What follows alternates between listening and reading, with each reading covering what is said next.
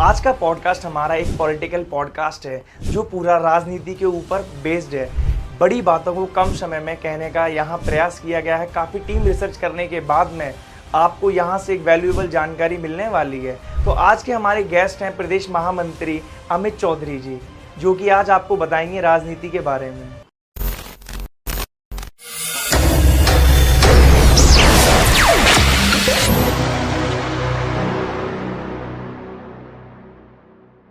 ये बात आपको पता है कि आप दिन ब दिन फेमस होते जा रहे हैं लोगों के बीच रहकर? नहीं, ऐसा तो मुझे नहीं लगता, लेकिन मुझे लगता है कि आशीर्वाद बहुत बड़ा है। फतेहपुर सीकरी विधानसभा में 5 लाख मेरे जो परिवार के सदस्य उनका आशीर्वाद, और आसपास के मुझे लगता है ब्रज क्षेत्र के 19 जिले, उन सब जिलों के बहुत बड़ी संख्या में, हजारों की संख्या में युवाओं का मुझे प्रेम, तो मुझे लगता है इतना बड़ा आशीर्वाद जो है वही पॉपुलैरिटी का कारण। तो आप कैसे इतना बड़ा भाईचारा कैसे समेटे हुए हैं? नहीं, भाईचारे के लिए तो बहुत नॉर्मल लाइफस्टाइल हम लोगों का है, नॉर्मल बिहेवियर है जो एक आम इंसान का एक आम परिवार में होता है। साधारण परिवारों के पले हुए लोग हैं हम। तो जब भी कोई भाई हम लोगों से मिलता है तो उसको लगता है कि मेरे परिवार का ही ये हिस्सा है, उसको लगता है कि मेरे भाई की तरह है, मेरे मित्र की तरह है, मेरे दोस्त की तरह। तो बहुत नॉर्मल बातें जो आम जिंदगी में होती हैं हम लोगों से वही कनेक्ट करते हैं। और ऐसा कुछ भी दिखावा, अनरियलिस्टिक, झूठ या कोई शो ऑफ हम लोगों की ज़िंदगी में, हमारे आचरण में भी नहीं है और हम लोगों को दिखाते भी नहीं। जैसे कि आपके नाम से पता चलता है कि आप जाट हैं जी, तो आप जाति भेदभाव नहीं करते? अगर आपके पास दलित समाज का कोई व्यक्ति आता है, वो अपनी बात रखता है, तो आप उसको ये कह के संबोधित नहीं करते कि आप दलित समाज से, हम आपकी मदद नहीं करेंगे? नहीं, क्योंकि मैंने 16 वर्ष की उम्र से संघ परिवार में काम किया और राष्ट्रीय स्वयंसेवक संघ में काम करते हुए हमारे माता पिता के संस्कार भी ऐसे थे कि हमारे लिए ज़िंदगी में सबसे पहले कोई भी व्यक्ति आता है वो मनुष्य है। तो मानव और नारायण सेवा और मनुष्यों का सम्मान, हर इंसान का सम्मान बराबर हो, एक समरसता का भाव हो, इक्वालिटी का भाव हो, ऐसा विचार मन में बचपन से ही है। और जातिगत बात तो जब भी मुझे लगता है किसी व्यक्ति पर कोई समस्या आती है तो सबसे पहले उसकी मदद करने वाला व्यक्ति, किसी का कोई एक्सीडेंट हो जाए तो वहाँ पर कोई किसी की जाति पूछ के उसको नहीं उठाता। तो जो मनुष्य सबसे पहले मानव है वो उसको उठाएगा। तो जातिगत बात ना हमने आज तक करी, न जिंदगी में करेंगे। हमारे लिए सबसे पहले मानवता है, इंसानियत है, संस्कार है। आप अपने क्षेत्र में मेहनत कर रहे हैं, उस क्षेत्र के जनता को आप क्या कहना चाहते हैं? मैं फतेहपुर सीकरी विधानसभा के सभी सम्मानित आदरयोग्य क्षेत्रवासियों को, पिता तुल्य बुजुर्गों को, अपनी माताओं को, बहनों को और अपने भाइयों को, सभी मित्रों को एक ही बात कहना चाहूँगा कि आप लोगों के बीच में नेता तो बहुत सारे हैं जो आते हैं, आशीर्वाद भी लेते हैं, आपके सुख दुख में भी आते हैं या आपसे बड़े बड़े वादे करके जाते हैं। आप सब लोग क्षेत्र में सभी बुद्धिमान और सम्मानित लोग हैं और आप लोग मजबूत इच्छा शक्ति और मजबूत समझदारी के साथ क्षेत्र में रह रहे हैं। तो आप लोग इस बार ऐसे व्यक्ति को चुनिएगा, मैं अपने लिए नहीं कह रहा, जो व्यक्ति आपको लगता हो क्षेत्र में विकास करा सकता हो, शिक्षा में एक बड़ा बदलाव ला सकता हो, चिकित्सा में बड़ा बदलाव ला सकता हो, आपके इलाज के लिए वहाँ पर बड़े अस्पताल बनवा सकता हो, या आपके बच्चों के रोजगार के लिए वहाँ संघर्ष कर सकता हो, मेहनत कर सकता हो, रोजगार खड़ा कर सकता हो, और आपके बच्चों के लिए, भविष्य के लिए, आपके युवा साथियों के लिए, उनके लिए रोजगार, बड़ी बड़ी कंपनियां, बड़े बड़े रोजगार लगवा सकता हो। पढ़ा लिखा नौजवान, एक संस्कारी, एक सरल नौजवान आप लोगों के बीच में हो, आप उसे चुनिएगा। हो सकता है वो अमित चौधरी हो या मेरे अलावा मुझसे कोई ज़्यादा काबिल हो, तो आप उसे चुनिएगा। लेकिन इस बार आप एक अच्छे व्यक्ति को, एक अच्छे नेता को चुनिएगा। आप पार्टी को, जाति को और क्षेत्र को, जातिवाद को, इन सबको नकार करके एक अच्छे व्यक्ति को चुनने का काम करेंगे तो क्षेत्र में पॉजिटिव काम होगा और अच्छा काम होगा। अभी आपने बताया कि जाति तो बाद में पूछते हैं, पहले मदद करते हैं। अभी हाल ही में पहलगाम में एक ऐसा अटैक हुआ है जहां जाति और धर्म पूछकर मारा गया है, उस पर आपको क्या लगता है? देखिए, जो पहलगाम में अटैक हुआ वहाँ हिंदू सनातनी परंपराओं के लोगों को, हिंदू समाज के लोगों को पूछा गया कि आप हिंदू हैं। और यह बात मैं नहीं कह रहा, उनकी सभी की पत्नियां जो वहाँ मौके पर, उनके बच्चे जो मौजूद थे, छोटे छोटे बच्चों ने नेशनल और इंटरनेशनल मीडिया पर यह बोला कि उनसे पूछा गया जो हिंदू हैं वो अलग हो जाए, मुसलमान हैं वो अलग हो जाए, और फिर उनको धर्म पूछ के गोली मार दी गई।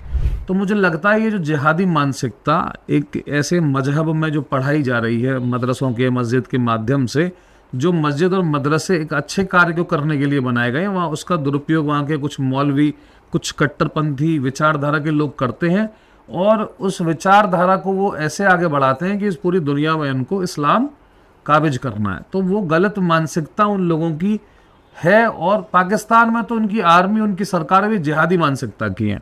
तो वहाँ तो आप देखिए, जब भारत और पाकिस्तान का बंटवारा हुआ तो जितना हिंदू था, आज लगभग इन्होंने सबको लगभग मार दिया। जो बचा वो भी बड़ा छुप के और बड़ा उत्पीड़न के साथ ज़िंदगी व्यतीत कर रहे हैं और बड़ा जीवन उनका मुश्किल है। तो या तो उनको वहाँ मुसलमान बनना है या फिर उनको वहाँ पे अपने जीवन को ख़त्म कर देना है।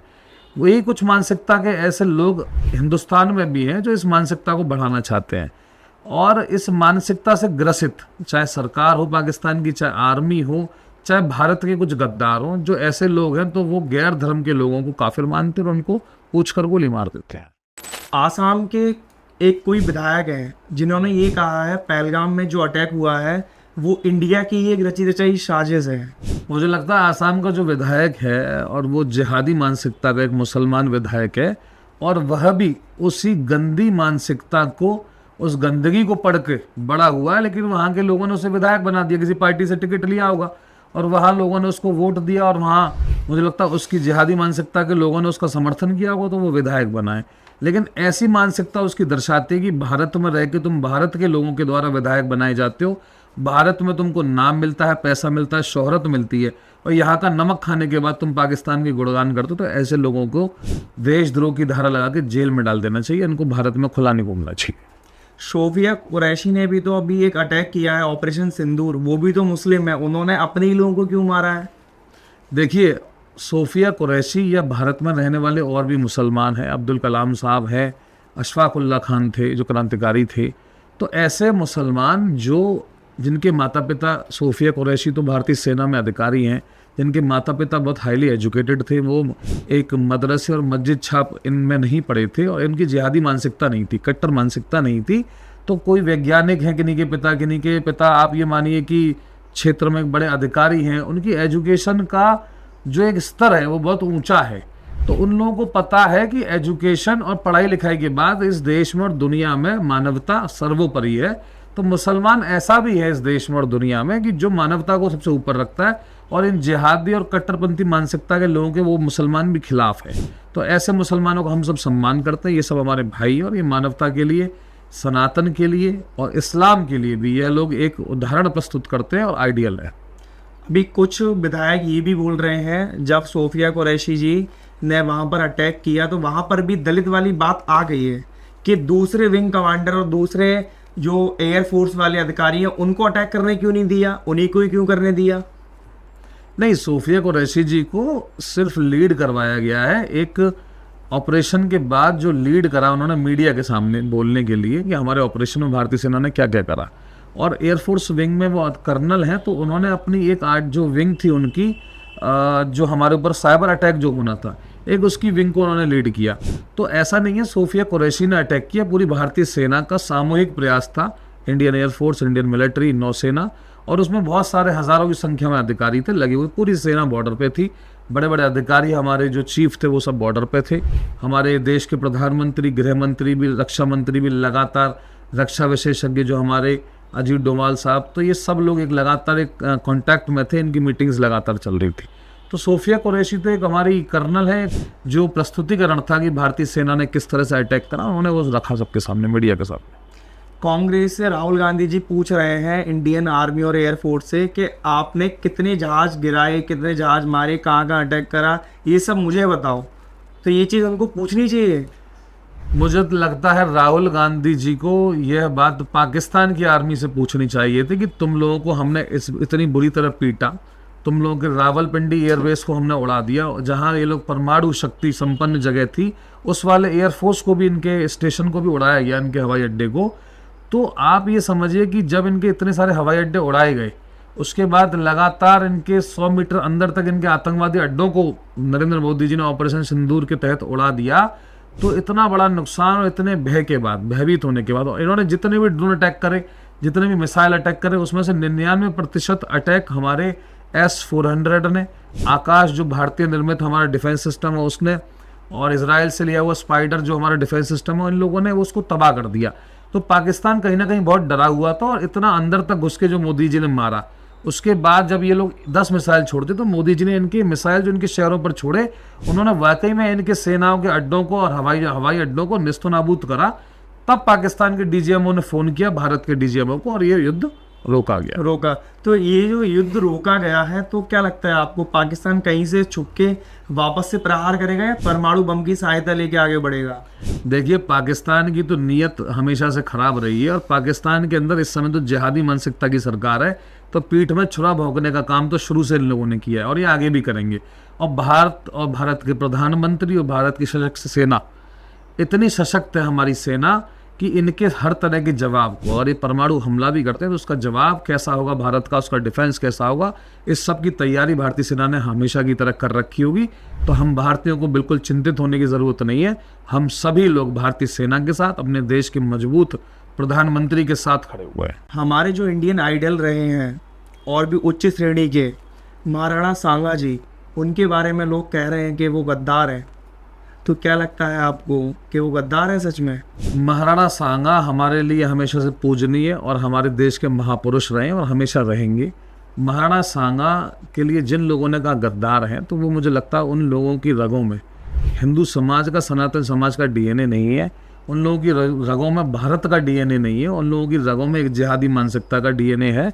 और जिन लोगों ने ये कहा, जिस सांसद ने ये कहा, मैं उसका नाम लिए बगैर कहना चाहता हूँ कि उस सांसद ने ये भी कहा मैं किसी धर्म को नहीं मानता। तो जब वो खुद ही बोलता है मैं नास्तिक हूँ, तो उसके लिए देश, धर्म, सनातन, संस्कार, देश के महापुरुष, उसके लिए सब शून्य है, बेकार है। और ऐसे लोग जो विचारधारा को हमारे शून्य करना चाहते हैं, सनातन पर आघात करना चाहते हैं, इसीलिए वो हमारे महापुरुषों का अपमान करते हैं। और राणा सांगा जी इतने बड़े योद्धा थे कि उनके तन पर 80 घाव थे। एक उनका हाथ उन्होंने खो दिया, एक आंख उन्होंने खो दी, तब भी वो युद्ध के मैदान में डटे रहे। और जिस इब्राहिम लोधी को हराने के लिए एक उस गद्दार सांसद ने कहा कि राणा सांगा गद्दार थे, उन्होंने बाबर को बुलाया, तो इब्राहिम लोधी को राणा सांगा जी खुद कई बार हरा चुके थे। जिस व्यक्ति को वो स्वयं हरा चुके थे, उसको हराने के लिए वो बाबर को क्यों बुलाते? उसके बाद बाबर जब भारत में आ गया, इब्राहिम लोधी को उसने भी हराया, तो बाबर को राणा सांगा जी ने कई बार युद्ध करके हराया।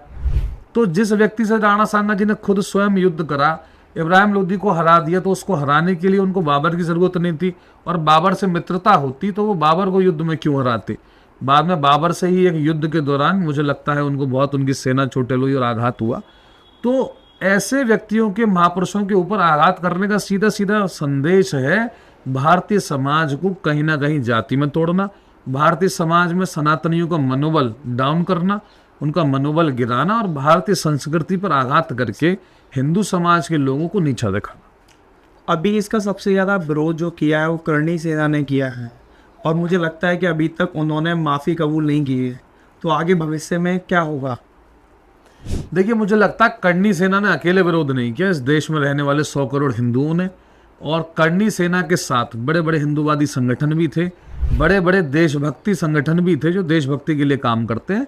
और महाराणा प्रताप और महाराणा सांगा हमारे खाली क्षत्रिय समाज के लिए नहीं, हिंदू समाज के प्रत्येक वर्ग के लिए, चाहे वो कोई भी वर्ग रहा हो, हर वर्ग के लिए वो महापुरुष पूजनीय है। तो हर समाज के, हर वर्ग के, हर हिंदू समाज के व्यक्ति ने ऐसे लोगों का विरोध किया, और तभी इतना बड़ा एक विरोध प्रदर्शन खड़ा हो पाया।